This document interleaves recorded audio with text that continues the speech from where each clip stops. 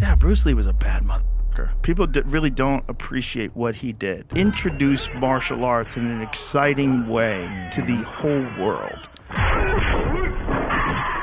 Some say legends are built on truth. Others claim they're just myths. But what if both were real? Meet Bruce Lee, so fast, so powerful, cameras could barely keep up. Without footage, we might never have believed it.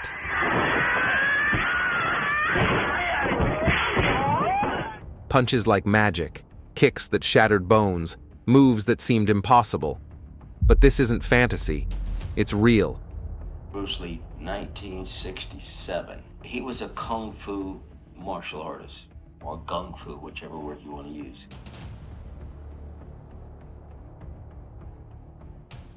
Join us as we dive into Bruce Lee moments that look like myths, but were absolutely real. The 1-inch punch, breaking bodies and minds. 1 inch. That's all Bruce Lee needed to send a 200-pound man flying through the air like a cannonball. At the 1964 Long Beach Championships, Bruce faced a skeptical volunteer who thought he knew what was coming. The crowd buzzed with anticipation. What happened next broke every rule of physics they thought they knew. Bruce placed his knuckles against the man's chest. No wind-up, no stance, barely any contact. The volunteer stood braced and ready. Then Bruce's fist traveled forward exactly 1 inch. The volunteer exploded backward like he'd been shot from a cannon, 5 feet through the air before crashing into the chair behind him, gasping and stunned. The entire auditorium fell dead silent. The secret wasn't in Bruce's arm. It was his entire body becoming a weapon. Stanford researcher Jessica Rose analyzed the footage and couldn't believe what she found. Power started in his feet, traveled through his legs, accelerated through his hips, and exploded out of his knuckles in perfect sequence. 1,500 newtons of force from 1 inch of movement. Enough to shatter ribs, but Bruce had complete control. Since 1964, hundreds of martial artists have attempted this demonstration. Every single one has failed. Bruce's version was pure physics mastery, disguised as impossible magic. 2-finger push-ups, Bruce Lee's impossible feat. 2 fingers, 40 pounds each, 200 repetitions without breaking a sweat. Bruce Lee's push-ups weren't just impossible, they defied physics. Not 1 or 2 for photos, 200 repetitions during regular training while discussing philosophy. This wasn't a party trick. It was systematic conditioning that turned his fingers into weapons. The physics shouldn't work. Each finger supported roughly 40 pounds of dynamic weight. Training partner Bob Wall watched these sessions regularly and said Bruce made it look effortless. The Guinness Book of World Records documented his finger strength feats. But this wasn't about showing off. Those same fingers could punch through solid boards and locate pressure points with surgical precision. In Bruce's philosophy, there were no wasted movements. Every impossible push-up was building the foundation for impossible strikes. Too fast for film, speed that defied recording. Hollywood's most experienced action director thought his cameras were broken when Bruce Lee's punches became invisible on film. Director William Bodine had worked with the biggest action stars for decades. He'd seen fast fighters, quick draws, and martial artists who could make audiences gasp. But on the Green Hornet set in 1966, something impossible kept happening during Bruce Lee's fight scenes. The footage looked like broken magic tricks. Bruce would throw punches, but the film showed him standing still. Then suddenly, the stuntman would fly backward. The crew checked every piece of equipment. Everything worked perfectly. Finally, they discovered the truth. Bruce's punches were completing faster than 1/24th of a second. Standard cameras literally couldn't see between frames. Producers had to beg Bruce to slow down so audiences could see what was happening. Fight choreographer Bob Wall timed one punch at 5/100ths of a second from start to impact, faster than human reaction time. Modern UFC fighters still study that old footage frame by frame to understand techniques that were invisible 50 years ago. Skull-shattering strike, the deadliest technique. 11 seconds. That's all it took to fracture a man's skull and change Bruce Lee forever. Word traveled fast through Seattle's martial arts community in 1960. Yoichi Nakachi, a Japanese black belt with serious credentials, had been making bold claims about putting the young Chinese kung fu instructor in his place. Bruce was still a teenager, teaching classes to pay rent and support his studies. Most people expected Nunchaku to destroy the cocky kid. They had no idea they were about to witness an 11-second nightmare. They met at the Seattle YMCA handball court. No referees, no rules, just witnesses sworn to secrecy. Nunchaku came out throwing heavy punches. Bruce slipped the first, ducked the second. Then he moved with surgical precision. One kick snapped into Nunchaku's nose. Blood exploded across the court. Before Nunchaku could reset, Bruce's fist connected with his skull. The wet crack made witnesses flinch. Nunchaku dropped unconscious, blood pooling around his head. Fractured skull, broken nose, severe concussion. The fight lasted 11 seconds. Only Bruce's personal journal proves it happened. The guilt ate at him. He'd lost control, could have killed someone. That night changed his entire approach to martial arts. Power meant nothing without control. Sandbag kick, the impact that broke records. Bruce's training equipment had a reputation around Los Angeles gyms. While most martial artists worked with standard 70-pound heavy bags, Bruce had custom gear that made grown men wince just looking at it. His warm-up bag weighed 100 pounds and hung from a steel chain rated for industrial use. It had survived 2 years of daily punishment without any issues. Then came the afternoon that changed everything. Bruce threw a sidekick during his workout. The bag didn't swing. It ripped clean off the chain and flew 15 feet across the room. The broken chain link looked like someone had cut it with bolt cutters, but that was just warm-up weight. His real training bag weighed 300 pounds, filled with steel shot and sand. Chuck Norris tried kicking it once and said it was like kicking a parked car. Bruce could send it completely horizontal with a single kick. Guinness recorded one kick where Bruce launched the heavy bag 16 feet straight up, not swinging, but vertically like a rocket. The physics required nearly 2,000 pounds of force. Gym owners started refusing to let him train unless he brought his own equipment. Wong Jack Man duel, the battle for martial arts. Wong Jack Man was no ordinary challenger. A highly respected Northern Shaolin master from Hong Kong, he represented the traditional Chinese martial arts establishment and commanded serious respect in Chinatown. When he publicly challenged Bruce Lee in 1964, the entire martial arts community took notice. The accusation was devastating. Bruce was betraying tradition by teaching sacred Chinese arts to non-Chinese students. The terms were brutal. If Bruce lost, he'd close his Oakland school forever. They met with 7 witnesses sworn to secrecy. No cameras, no recordings. Bruce won. His school stayed open. He kept teaching all races. But the fight destroyed him mentally.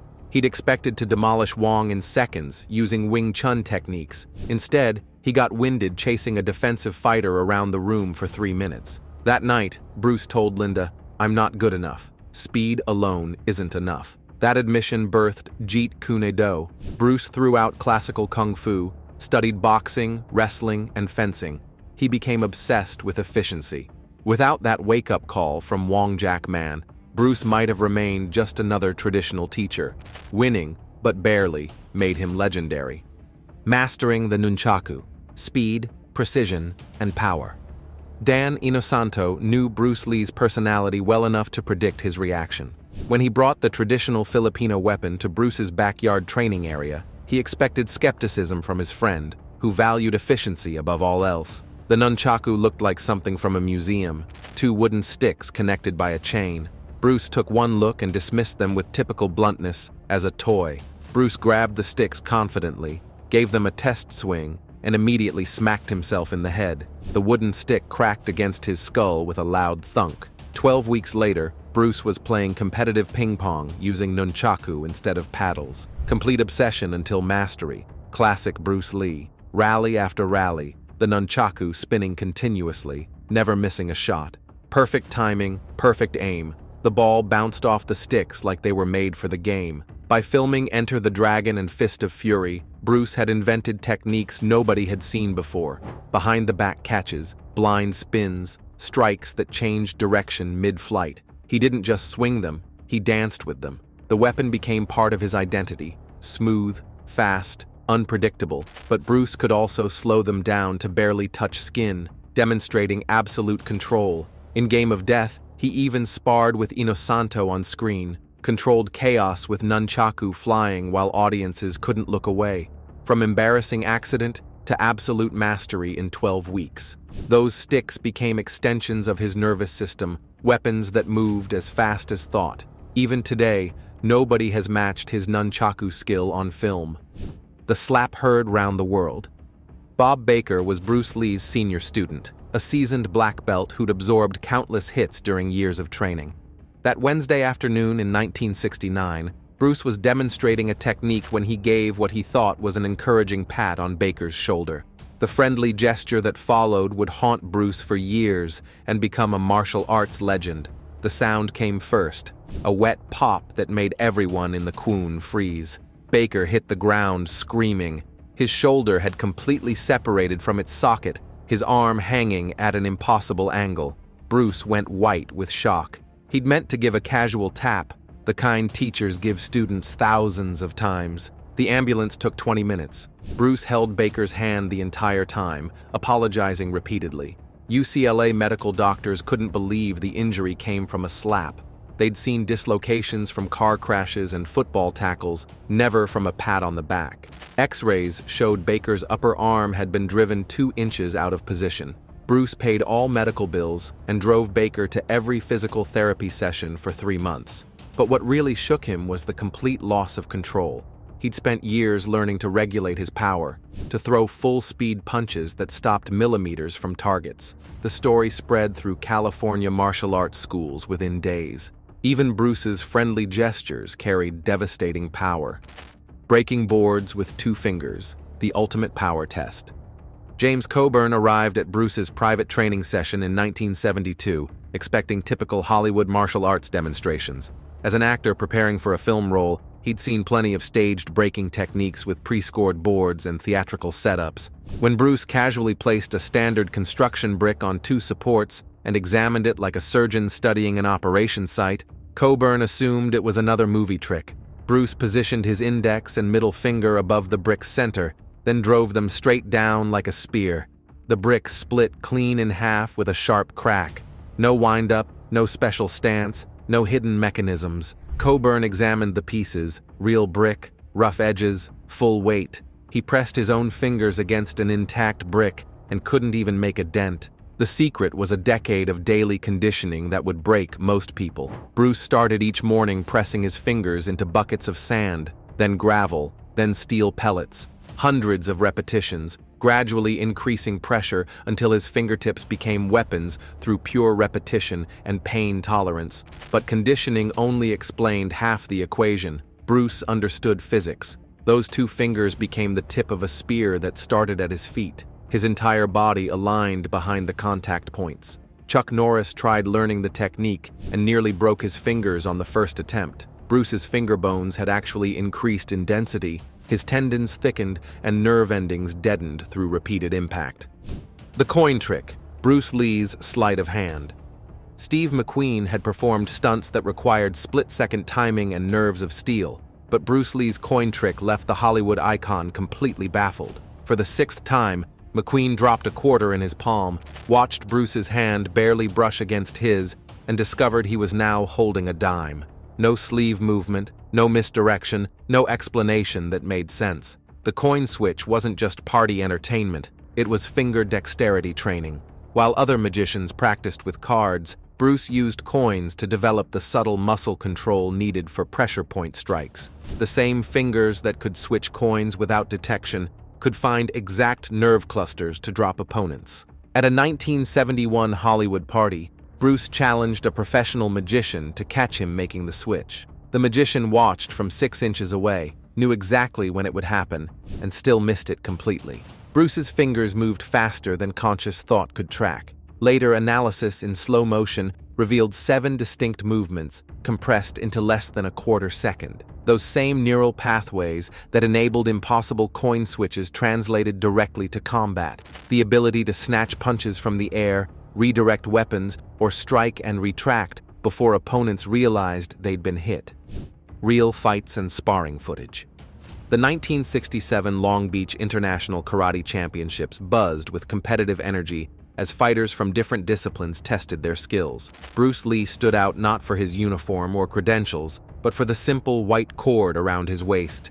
the only marking that helped cameras track him. When a legitimate karate champion approached wanting to test the kung fu master's abilities, spectators expected a real contest. Bruce didn't move like other fighters bouncing on their toes. He stayed flat-footed, relaxed, almost looking bored.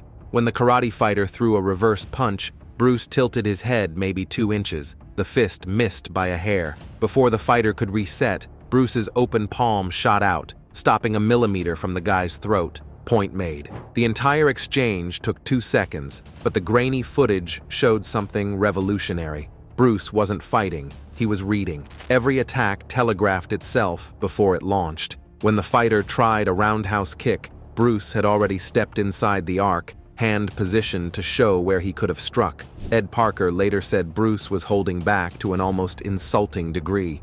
Instead of full contact, Bruce turned it into a teaching demonstration, letting attacks come within inches before countering with touches that said "dead" without the dying. That footage became the most studied martial arts film before Enter the Dragon.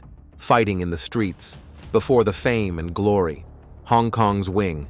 Chun students didn't back down from challenges in the 1950s, and 13-year-old Bruce Lee was no exception.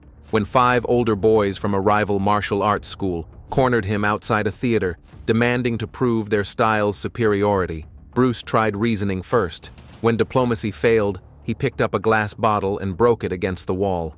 The fight lasted 30 seconds. Bruce didn't use the bottle as a weapon. He used it as psychological warfare. While they watched the glass, he was already moving. A kick to the biggest kid's knee dropped him instantly. An elbow to another's solar plexus ended his participation. The bottle was pure distraction. His limbs were the real weapons. Victory came with consequences. The rival school wanted revenge, forcing Bruce to carry chains wrapped in newspaper and requiring his father to hire bodyguards. Police intervention became necessary when an ambush left 3 attackers hospitalized. The final confrontation changed everything. At 16, Bruce faced triad members who wanted to make an example of him. He left one with a shattered orbital bone, another with a dislocated knee, but took serious damage himself. Cracked ribs, split lip, bruises lasting weeks. His parents decided Seattle might be safer than Hong Kong's streets. The dragon flag, when training becomes art. Rocky Balboa made the exercise famous in Hollywood, but Bruce Lee had been perfecting it 20 years earlier in his private training sessions. The movement looked impossible because it nearly was. Lying on a bench, gripping the edge behind your head, then lifting your entire body until only your shoulders touched the surface, hanging in the air like a flag. Bruce would hold that horizontal position for 30 seconds, his body rigid from shoulders to toes, then lower slowly to inches from the bench before raising back up. 10 reps were considered elite level. Bruce performed sets of 50 while carrying on conversations. Training partner Dan Inosanto tried it once and couldn't get his body off the bench. The dragon flag wasn't about abs, though Bruce's looked like armor plating. It was about connecting every muscle from neck to ankles into one unified system. That connection was the secret to his power generation. He'd perform variations nobody else attempted, single-leg dragon flags, weighted versions with barbells across his hips, maintaining position while someone pushed down on his legs. Even today, elite athletes consider one perfect dragon flag rep an achievement. Bruce made 50 look effortless. Catching rice with chopsticks. Bruce Lee found the training drill in an ancient martial arts manual, but he wasn't satisfied with the original version. Traditional masters used pebbles, which Bruce considered too easy. He modified the exercise to use rice grains instead, smaller, lighter, and unpredictable in air currents. The goal was to develop the precision needed to intercept punches or snatch weapons from opponents' hands. The technique required Bruce to toss handfuls of rice into the air and catch each individual grain with chopsticks before it hit the ground. Most people couldn't catch even one grain, but Bruce could handle 20 or 30 simultaneously without missing any. Each grain demanded instant calculation of trajectory, speed, and interception point. Jean Lebel, the legendary judo champion, watched Bruce demonstrate in 1968 and attempted it himself. He couldn't catch a single grain despite multiple tries. Bruce explained the secret.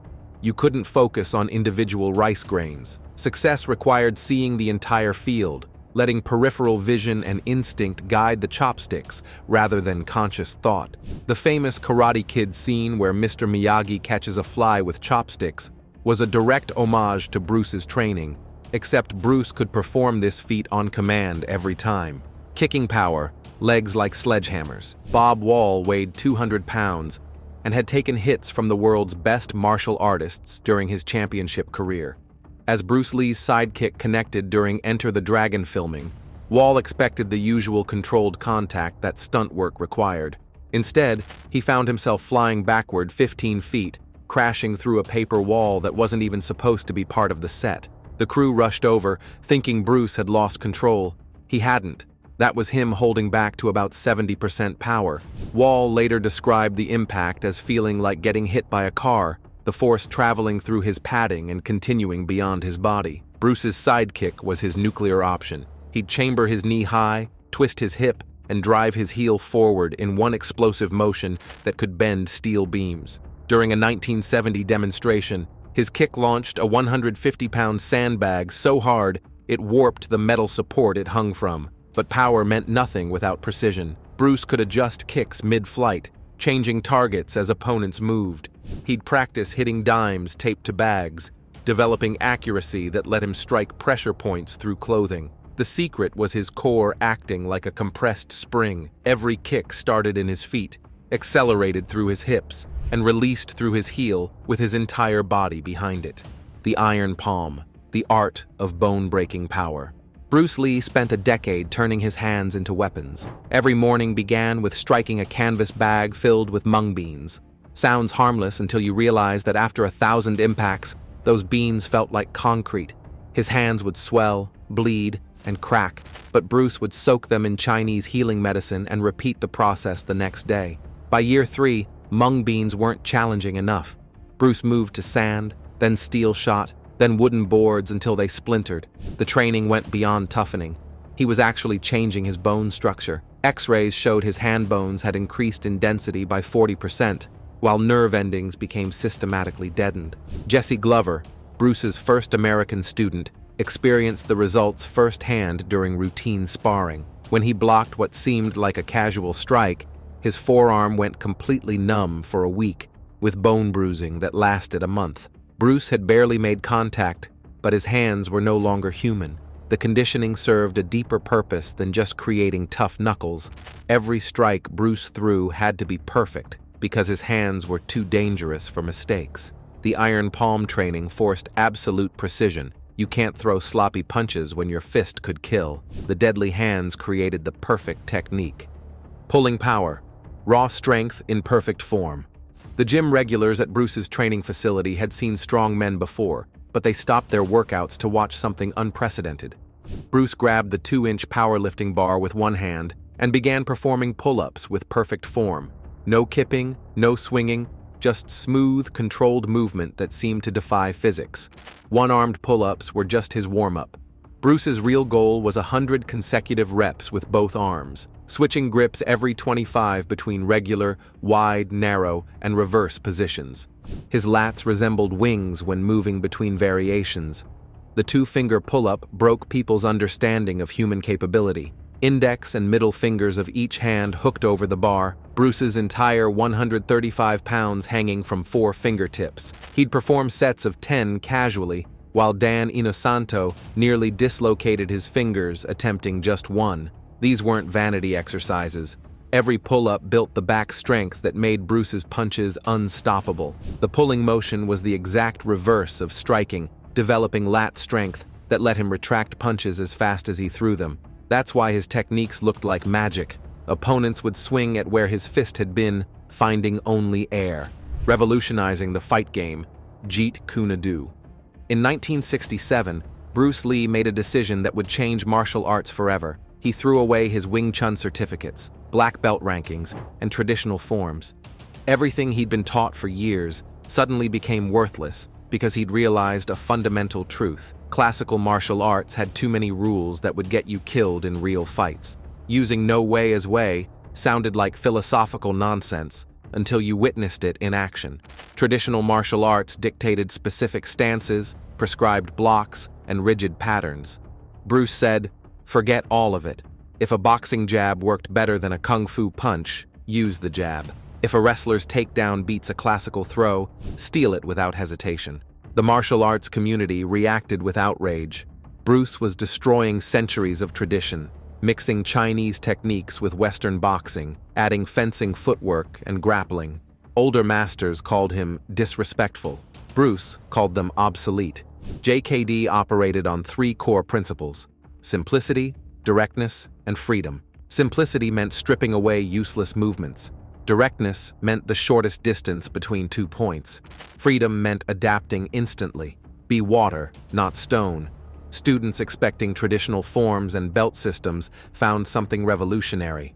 Bruce would spar with them immediately, expose every weakness, then rebuild them without style limitations. JKD wasn't a martial art. It was the anti-style that made all styles irrelevant. The eyes of the dragon. Bruce Lee was practically blind without his thick glasses. At -5 diopters in both eyes, his severe myopia meant everything past 10 feet was a useless blur. The martial arts master, famous for reading opponents' movements, couldn't see faces clearly from across a room. Yet this disability became one of his greatest advantages. In Hong Kong street fights, young Bruce learned to identify opponents by movement rather than facial features. Blurry shapes revealed through body language. Weight shifts, shoulder positioning before punches, hip drops before kicks. His disability forced him to read entire bodies instead of expressions. Contact lenses in the 1960s were hard plastic torture devices, but Bruce wore them anyway, hiding his weakness from students and film crews. Between takes on Enter the Dragon, he'd disappear to apply soothing eye drops, fighting constant irritation. The famous intensity of his gaze partly came from forcing his eyes to focus through imperfect correction. Bruce turned limitation into an advantage through specialized training. He'd practice forms blindfolded, developing sensitivity that didn't require vision. His chisao, also known as sticky hands, reached levels where he could fight entirely by touch, sensing attacks before they launched. The art of dedication, 10-hour workouts. Bruce's alarm sounded at 5 a.m. every morning, and by 5:15, he was already running through the hills above Hong Kong like something was chasing him. 6 miles of sprinting up hills and controlling descents, a pace that would destroy most athletes, served as merely his warm-up for what lay ahead. Back home by 6:30, for flexibility training that defied human anatomy. Full splits held for minutes, while Linda pushed his legs past comfort zones, stretching tendons and ligaments beyond normal range. This flexibility later allowed him to kick 7-foot-tall Kareem Abdul-Jabbar in the head without jumping. Skill training consumed 8 hours, heavy bag work measured in hours rather than rounds, thousands of identical punches, and speed bag until the rhythm became hypnotic. Every tool served the 10-hour system's purpose. Fresh sparring partners rotated in as others exhausted, while Bruce fought for hours without showing fatigue. Evenings brought meditation and visualization. Bruce would sit motionless, mentally rehearsing every technique from that day. His body might rest, but his mind continued fighting, reinforcing neural pathways and burning perfection into memory. This wasn't exercise. This was systematic transformation beyond human limits. Training routine, from obsession to mastery. Bruce Lee's daily training schedule would break most professional athletes. Every morning started with a 6-mile run through the Bel Air Hills, followed immediately by 10 miles on a stationary bike, then 20 minutes of rope skipping.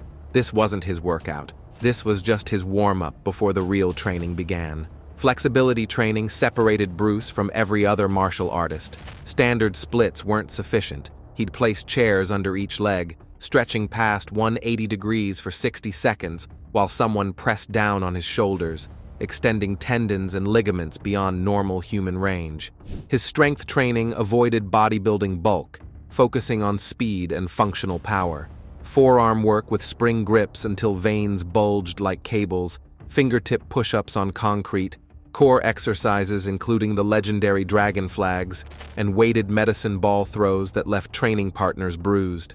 Then the real work began, punching drills with hand weights, thousands of daily kicks in perfect form, shadow boxing against imaginary opponents. Every movement targeted a real application, every combination designed for actual combat. This routine never varied regardless of holidays, birthdays, or film shoots. Bruce trained daily with the dedication of someone building something beyond normal human potential. Not just a fighter's body, but a machine designed to express the absolute limit of martial arts capability. Thanks for watching, and we'll see you in the next one.